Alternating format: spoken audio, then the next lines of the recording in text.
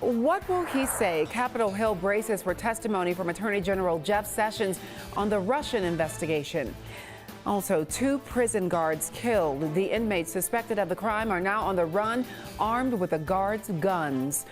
And back to work. Minicamp for the Broncos, including the 2 players who hope to lead the team. What their coach is saying about the quarterback competition. Next.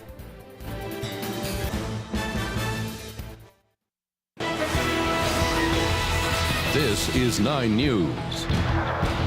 In just minutes, we will hear from U.S. Attorney General on one of the biggest investigations in our nation's capital. Jeff Sessions is set to testify to the Senate Intelligence Committee on Russia. Lawmakers will likely grill Sessions on his meeting with Russian Ambassador Sergei Kislyak. It's information he didn't initially disclose, but Sessions now admits to meeting with Kislyak twice while working for the Trump campaign. There are also allegations that he met with the Russian leader a 3rd time. Expect Sessions to answer questions about that and the role he may have played in former FBI Director James Comey being fired as he investigated Russian ties. What contacts, if any, did he have with the Russians before the election when he was a campaign surrogate for Donald Trump? And secondly, what role, if any, did he have in the firing of James Comey? Already today, we've heard from the Deputy Attorney General Rod Rosenstein. He testified before a Senate Appropriations Committee about allegations that President Donald Trump is considering firing Robert Mueller, the special counsel overseeing the Russia investigation. Rosenstein says he has not seen any basis for firing Mueller. Jeff Sessions' testimony will begin at 12:30. We will carry it live here on 9 News. Let's switch gears and talk about your weather now. Today is your reprieve from the heat because it's only going to get warmer from here. Meteorologist Becky Ditchfield is here to talk more about your forecast. Becky, we should enjoy this while it lasts, right? Absolutely, because we are going to be warming back up again pretty quickly. Today, though, while we are getting some relief from the heat, we are not from the wind, and that's going to cause a problem for some folks, especially southwest of Denver. Taking a live look outside, we've got partly cloudy skies now and temperatures already in the 70s. 73 currently near downtown Denver, 72 out at DIA. Fort Collins is at 71.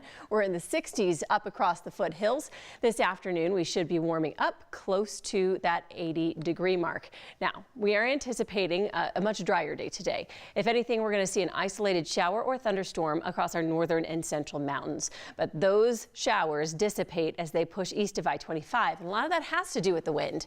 Gusts expected to be especially high off to our west over the foothills, where we could get up to 35-mile-per-hour gusts. The area in pink, that's our red flag warning in effect till 7 p.m. So not only is it going to be gusty, but relative humidity is going to be low. So fire danger is a concern today for folks in that part of our state. Denver not under the red flag warning, but we are going to be gusty at times as well. Look at those temperatures, 76 degrees at noon, up to 78 at 4. Beautiful day ahead. But yeah, Taronda, it's going to warm right back up again. Okay, so enjoy these 70s. We will. We'll treasure them.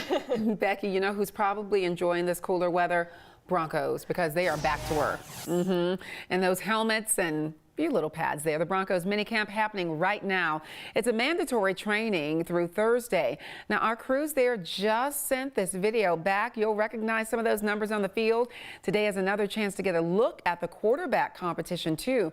Trevor Siemian versus Paxton Lynch. But head coach Vance Joseph says the competition won't truly begin until training camp at the end of July. This is day 1 of the 3-day minicamp. After this, then the Broncos will go on vacation, so they'll have to earn that vacation time. We'll bring you more on this later on today. Warm temperatures and high winds are not welcome conditions for crews fighting wildfires in western Colorado. So today's slight cool down could help firefighters. They're battling the dead dog fire. It's burned about 5,000 acres. The fire forced an evacuation in Blue Mountain near Rangeley in Moffat County. Meantime, the Hunter fire is burning 20 miles southwest of Meeker. That one has burned about 1,000 acres. Authorities in Georgia are searching for 2 prisoners. These 2 men, they are suspected of killing 2 guards before escaping with their guns. 43-year-old Donnie Russell Rowe and 24-year-old Ricky DuBose were on work duty this morning. Putnam County authorities say they were traveling on a prison bus when they overpowered the prison guards, shooting and killing them. Rowe is serving a life sentence for armed robbery in Baldwin State Prison. DuBose was also convicted of armed robbery. Police say the two are armed with .40 caliber Glock pistols that belong to the officers. The two prison guards were identified by the Georgia Department of Corrections as Christopher Monica and Curtis Bilyeu. Both were officers at Baldwin State Prison. Starting this week, CDOT will be working on improving the drive along Colfax and Jefferson County. Crews will be making repairs and improvements to Colfax between I-70 and Cole Boulevard and from Sims Street to Kipling Street. The $2.9 million project will shut down one or two lanes depending on the day and time. CDOT says typical work hours will be Monday through Friday from 7 a.m. to 3:30 p.m. They'll also be working overnight between 7 p.m. and 5 in the morning. Louisville police are looking for the man who robbed a bank. The suspect hit the Bank of the West in that town. Police say he's a white man in his 40s with an average build. The suspect did not use a weapon during the robbery. No one was injured. Police say he got away on a bike. If you have any information that might help Louisville police, call them. Their phone number is right there on your screen. A Pennsylvania jury resumes deliberations today in Bill Cosby's sexual assault trial. Cosby's defense team spent only 6 minutes presenting their case yesterday. NBC's Stephanie Gosk has the details as the trial wraps up. In a packed courtroom Monday, Cosby, his wife, and his accuser, Andrea Constand, listened as the defense presented its entire case in under 6 minutes, calling just one witness. In a fiery closing statement, the lead defense attorney, Brian McMonigal, highlighted inconsistencies in Constand's story, arguing her relationship with Cosby was romantic and that what happened the night Constand says she was drugged and assaulted was instead consensual. McMonigal did acknowledge that Cosby had been unfaithful, telling the jury, "When you dance outside your marriage, you have to pay the band." And you danced. According to Mrs. Cosby, he added, she deserved better. But he also told the jury Miss Constand was untruthful time and time again with her statements to police. In an intense moment, McMonigal yelled, "You know why you are here. Let's be real, right? We are here because of them," pointing to a group of women in the audience who have accused Cosby of sexual misconduct. For the prosecution's closing statement, District Attorney Kevin Steele shut down the idea that the night of the incident was romantic, asking, "This is romantic? You should be insulted by that. It's criminal." Steele argued that Cosby's own statements proved his guilt. Steele focused on a civil deposition and statement to police from over a decade ago, where Cosby admitted to giving Constand pills and engaging in sexual contact. Steele told the court, "All the fancy lawyering you have can't get you around your own words." If Bill Cosby is found guilty of any of the 3 counts, the prosecution says it'll ask that his bail be revoked on the condition that he is a flight risk.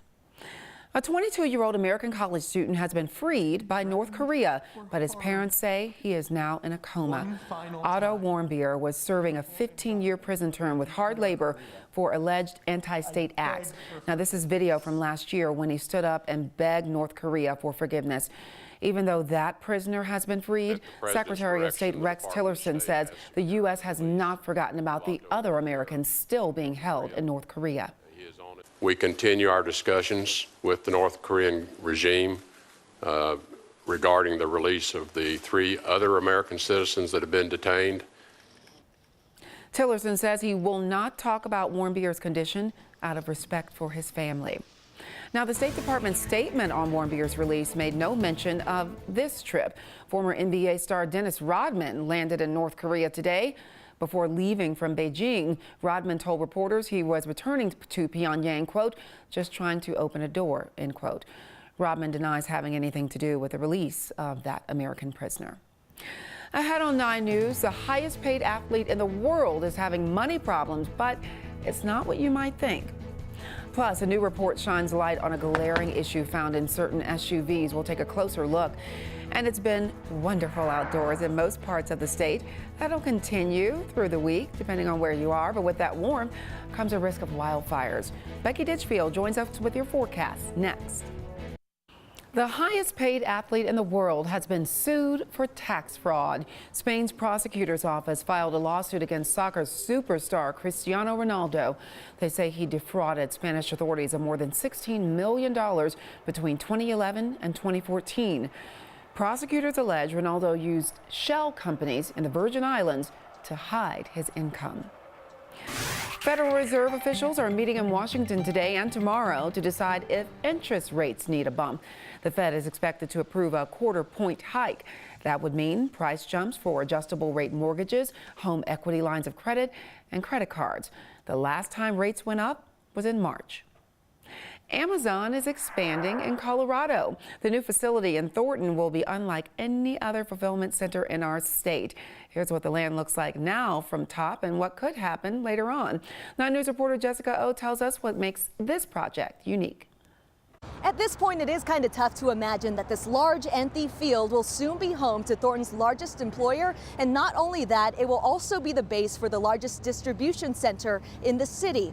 The city of Thornton, by the way, is the 6th largest city in the state of Colorado, but there certainly is a lot of room for growth, a lot of room for economic development, which is why city leaders say they're excited to have Amazon build this massive facility here by August of 2018. To go into specifics about what exactly you will be seeing here, this is unlike any other facility in Colorado. This facility is going to be a robotics fulfillment center. Basically, that means that humans and robots will be working side by side to ship the items that people order off Amazon.com. Amazon plans to open up 1,500 jobs to people here. This facility will specifically handle some of the smaller items like electronics. Amazon says robotics really do help them meet a growing demand from customers, and they believe they can ship more items faster, especially to people living in Colorado with the use of robotics. Amazon does have a growing presence in our state. The company is building a distribution center in Aurora as well.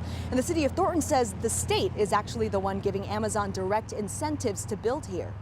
Amazon says they plan to start hiring for the 1,500 jobs in Thornton early next year, and we know the base pay for those jobs is $30,000, and we have much more information for you on 9news.com. By the way, the distribution center in Aurora is actually planning to start hiring within the next few months.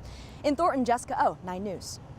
Jobs everywhere. Neat seeing how those robots work too, right?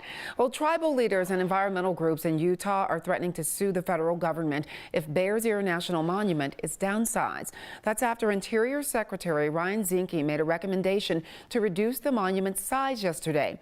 President Obama created Bears Ear last year in a step that President Trump calls federal overreach. The monument is home to 5 Native American tribes. They view the land as sacred. Bears Ear covers more than 1.3 million acres. Ahead on 9 News at noon, new technology may soon greatly reduce skin cancer as scientists get closer to finding out a way to tan without the sun.